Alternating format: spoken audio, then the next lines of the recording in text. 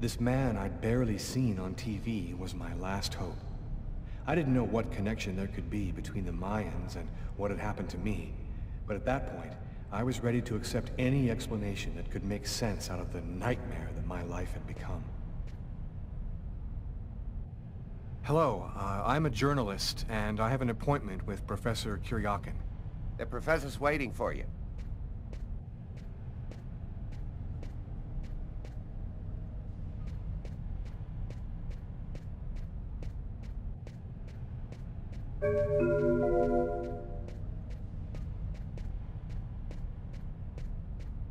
Feminine figurine found on the Pacific coast of Guatemala.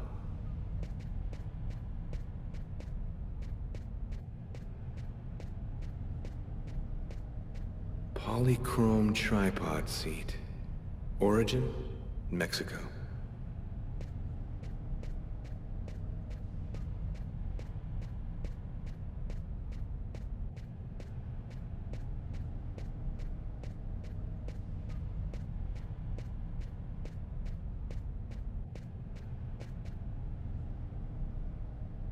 Professor KURIAKIN? Yes? My name's John Cunningham. We spoke on the phone. I'm a journalist, and I'm gathering information for an article I'm writing about the Mayan religion. Ah, yes, I've been waiting for you, young man. What paper did you say you write for once again? I write for the New York Times.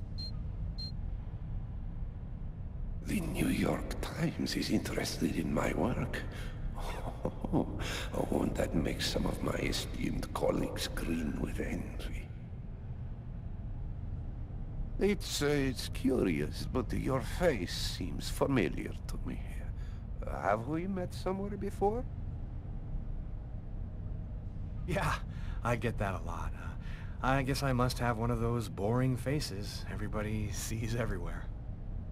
Well then, let's have a go at it. Where would you like to start? Can you tell me anything about KURIAKIN? Of course. Come, I'll introduce you.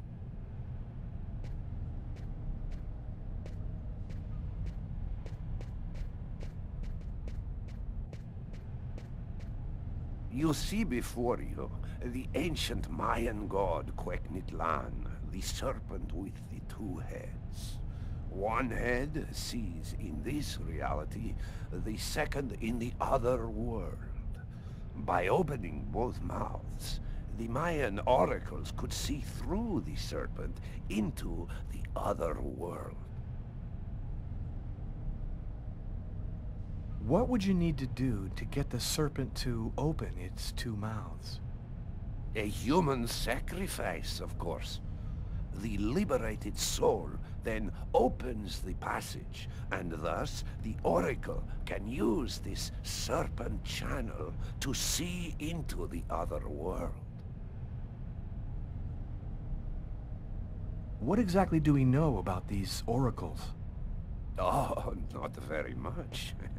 They were very mysterious.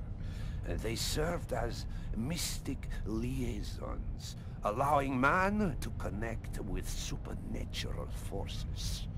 If we can believe the ancient texts, the oracles possessed strange powers. What kind of powers did the oracles possess? Some passages mention a supernatural life force, permitting the oracle to live for several hundred years. Tell me, how did the sacrificial ceremony work? Come, I'll show you.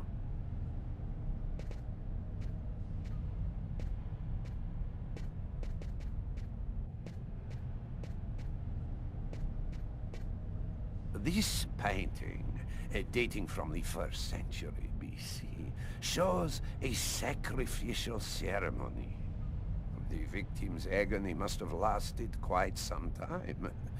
The priority being to keep the mouths open as long as possible. The victim was stabbed 3 times, each wound cutting a pulmonary artery leading to the heart. The Oracle is not the one stabbing the victim? Oh, the Oracle must never soil himself with the blood of another. That is why he chooses a sort of proxy, another person in the crowd, totally at random. This person becomes the executor. The Oracle takes complete control of the executor, manipulating him from a distance. What happened to the executor after the sacrifice? He went mad and committed suicide after accomplishing his part of the ritual. A Mayan sacrifice. That's what it was. You aren't a journalist, are you? Who are you? My name is Lucas Kane. The police are looking for me about a murder that I did not commit, but I was the executor. You're a murderer? I'm innocent. I stabbed someone I'd never seen before, 3 times, cutting his arteries, just like you described. Do you mean to say that there is a Mayan oracle still living today? But that's completely impossible. Have you ever seen this symbol before? Oh, it's the symbol of Quegnitlan. The executors cut this into their own forearms before accomplishing the sacrifice. So, it is true. My God, the Codex was right.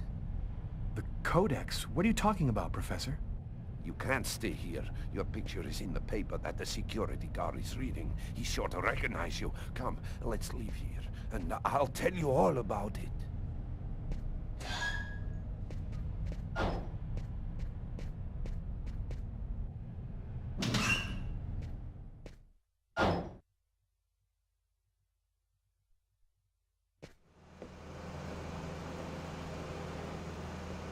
Thank you for your help, Professor.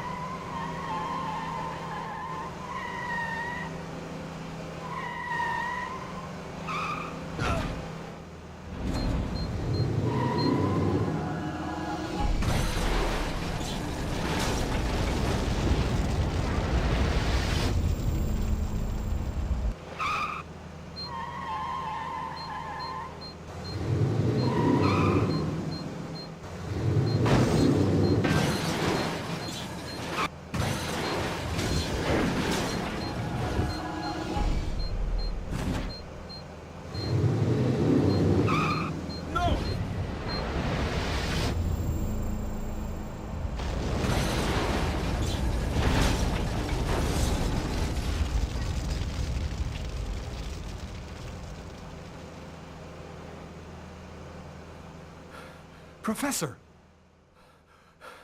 The Codex speaks of the coming of a child, a prophet, the answer to all of life's questions.